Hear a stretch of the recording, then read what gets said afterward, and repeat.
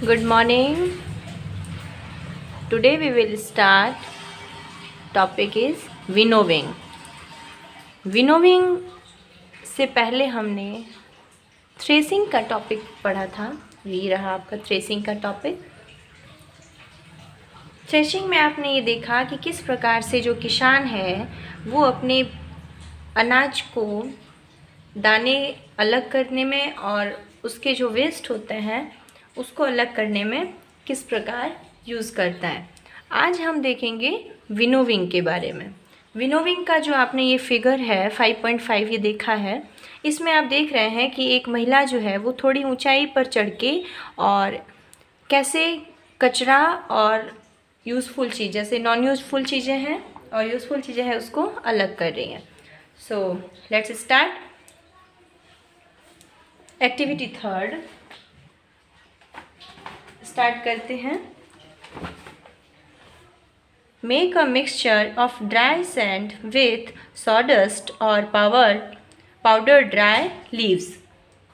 हमें एक मिश्रण तैयार करना है जिसमें कि बालू का और लकड़ी के छिलकों का, जैसे पेड़ के टूटे हुए पत्ते होते हैं, सूखे पत्ते, उन्हें लेना है जो कि क्रश किया हुआ होगा यानी कि पाउडर बना हुआ होगा, उसे लेना है।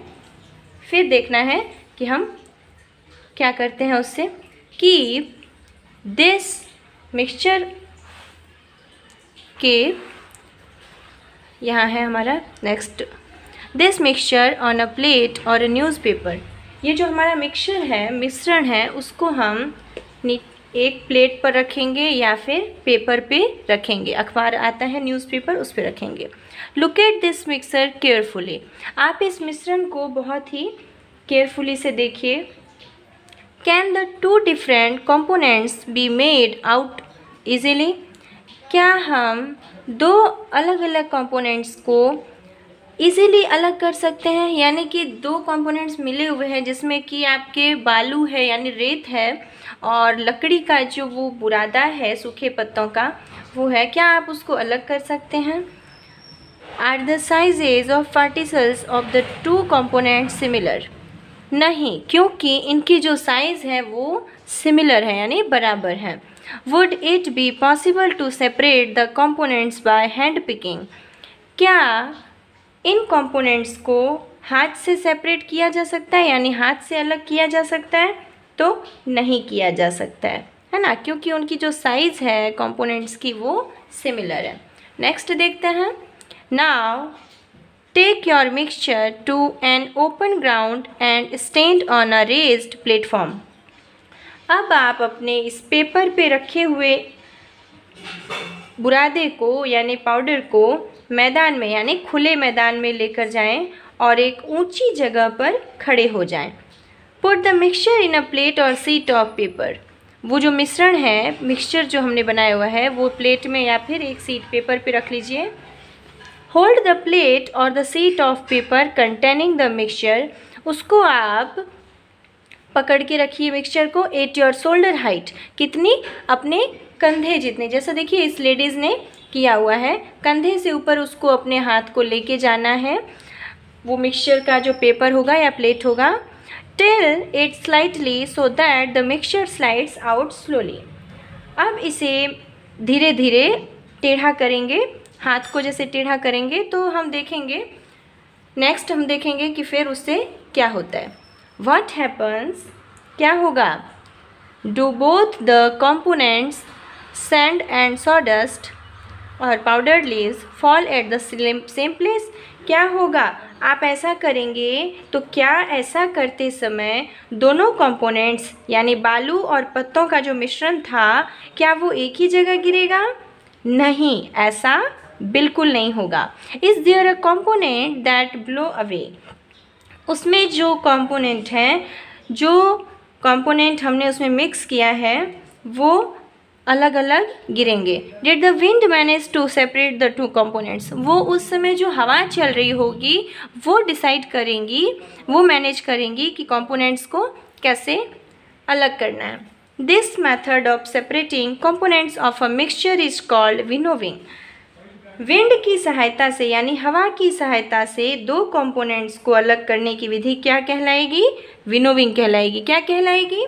विनोविंग कहलाएगी। Winnowing is used to separate heavier and lighter components of a mixture by wind or by blowing air। Winnowing की जो प्रक्रिया है वो कैसे होगा?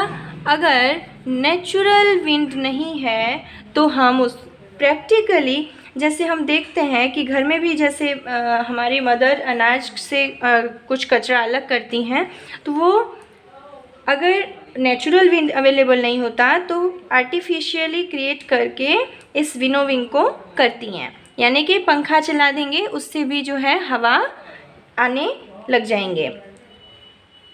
उसके लिए विनोविंग की प्रक्रिया के लिए एक कंपोनेंट का हैवी होना और एक कंपोनेंट का लाइट होना बहुत ज़रूरी है। ओके, नेक्स्ट पेज पे चलते हैं। This method is commonly used by farmers to separate lighter husk particles from heavier seeds of grain। ये मेथड जो है प्रायः फार्मर के द्वारा किया जाता है, उनके द्वारा यूज़ किया जाता है, जिसमें अनाज के दाने और उसके भूसे को अलग किया जाता है। The husk particles are carried away by the wind. The seeds of grain get separated and form a heap near the platform for winnowing. The separated husk is used for many purposes such as fodder for cattle।